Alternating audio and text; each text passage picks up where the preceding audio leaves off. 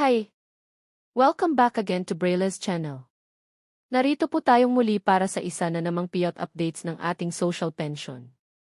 At alam niyo ba na naglabas ang lungsod ng Maynila ng magkasunod na payout para sa local at national social pension sa kanilang mga seniors, kung saan at kailan ay yan po ang ating ibabahagi ngayon. But before po tayo mag-start sa ating topic, kung bago ka pa lang sa aking channel, please do kindly subscribe, like, and share na din sa ating mga kaibigan, kaanak o kapwa po nating pensioners, at please do share na din sa ating mga social media accounts para mas marami pa ang makaalam. With no further ado, let's begin na po sa ating topic. Breaking news. Ang dami na namang payout. Local at national social pension latest payout updates as per schedule from March 19 hanggang April 8, ang magkasunod na payout sa lungsod ng Maynila. Iba pang lugar alamin. Narito na po ang latest payout updates ng ating social pension at ang magkasunod na payout sa lungsod ng Maynila. Kung isa po kayo sa naghihintay pa rin ay tignan pong maigi ang bawat venue, kailan at oras ng inyong payout. Kung ready ka na, tara panoorin po natin.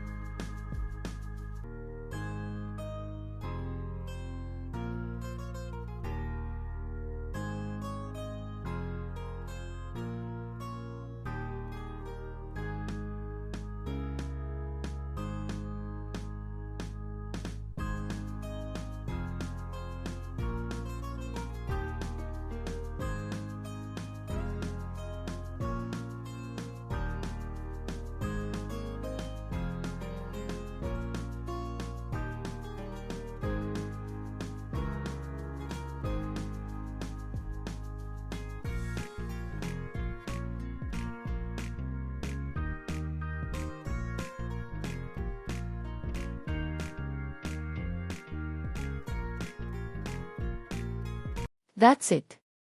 Sa ngayon ay ito pa lamang ang mga naglabas ng kanilang payout schedule para sa buwan ng March. Manatili po kayong nakatutok sa aking channel para sa mga latest payout updates at iba pang informative videos na para po sa inyo. Marami pong salamat and God bless po sa lahat.